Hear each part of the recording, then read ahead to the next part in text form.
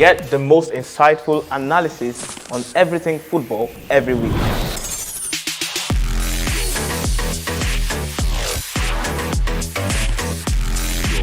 My name is Ayomide, and this is the Nutmeg. The excitement of the English FA Cup returns this weekend, with a couple of English Premier League clubs also going to battle to qualify for the quarter-finals. Here's our preview of the games involving Manchester United, Chelsea, even Aston Villa going up against Tottenham Hotspur.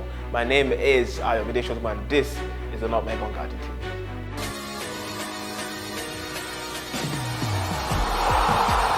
Yeah, so joining me on the show is someone I like to call, or even likes to call himself, Adetomiwa. Great to have you on the show. Thank you so much. Always a pleasure to be here. Yes, and of course, interesting FA Cup fixtures to look forward to. But let's start with Man United. They are the holders of this competition at the moment, and they'll play Leicester City. There's a bit of a reunion on the cards with Ruud van Nistelrooy, who has managed them at some point this season, returning to Old Trafford as well. It's a legend of the club during his playing days as well. But before we go into that game, let me ask you very quickly, Marcus Rashford to Aston Villa, do you think it's a step up or step down?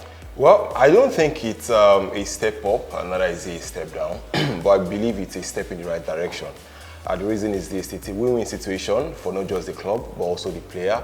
You know, Ruben Amorim made mention of the fact that he didn't want players who are not hardworking, and Rashford is not the player that likes to track back, and that was why he had to be removed out of the team setup. So him staying out of the team for 4, 5, 6 games repeatedly is not really a situation I want a player of Marcus Rashford's ability to be in at the moment. But unfortunately, that has happened, and moving to Aston Villa, I think, is a win-win situation for both the club as well as the player. So let's talk about the game. Man United up against Leicester. Ruud van Nistelrooy also returning as well. This is perhaps first chance for silverware for Ruben Amorim, looking at the way things are. Man United season is a shambles. But then they managed the FA Cup when it was a shambles last season. Do you think they can go all the way this time? Well, it's so unfortunate that Leicester are going through this very bad form at the moment. They were defeated in 7 Premier League games. You also sandwiched the win against QPR in the FA Cup, that they defeated QPR 6-2. And also last weekend as well, the defeat as well, they defeated the Tottenham Hotspur, the new Tottenham Hotspur Stadium, 2-1, which is what you expect from a Spurs side like Tottenham.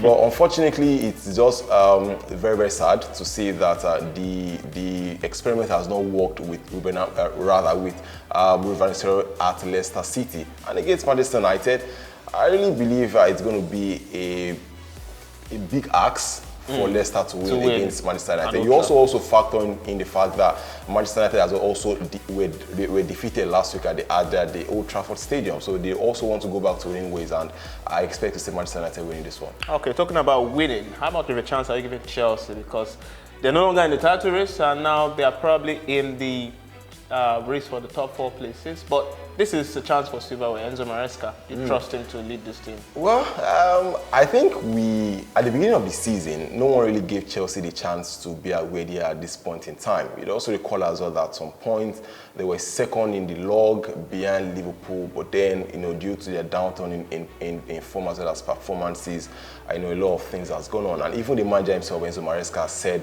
that he doesn't think that his club his players as well as the club are title contenders. And against Brighton, what I feel, I think they've proved to be the Premier League's biggest boogie team for any Premier League club.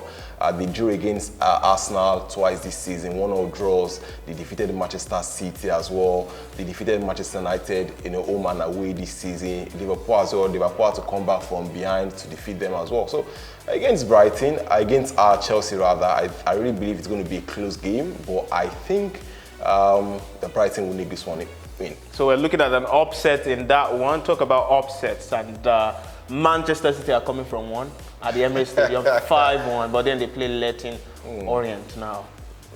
Well, it's just unfortunate. In as much as it is also unfortunate that I think a lot of people are really excited that this is happening, and that this also goes to say that you have to try as much as possible to stay humble. And that was that was the message that Lewis Kelly was passing to Erling Haaland. But against Leighton Orient, I mean, you definitely expect Manchester City to win. And if Manchester City don't win against Leighton Orient, then it means that we have to go and look for what exactly is happening. Maybe they are village people or something. It's too bad for Arsenal. They won't be able to do it in the FA Cup. They're out. But before we go, let's talk about Aston Villa, Tottenham. We'll probably see Rashford in the colours of Aston Villa for the very first time. But Ange Postecoglou has said, look, my second season, there's a trophy. Do you think Marcus Rashford and co can stop him? Well, for Ange Postecoglou, I mean, it's sad that at this point in time, Tottenham have not really proved to be much of title contenders. But let's just see how all of that is also going to unfold. But against Aston Villa, by the way, Marcus Rashford is going to be playing for a club that is not Manchester United for the very first time in his career. So it's going to be a lot of things to look forward to, how he's going to be received by the Villa faithfuls. And I expect a very, very close game, maybe Aston Villa for the win, that one. Okay, we'll see how that one will pan out. But thank you very much for your thoughts, and thank you for watching.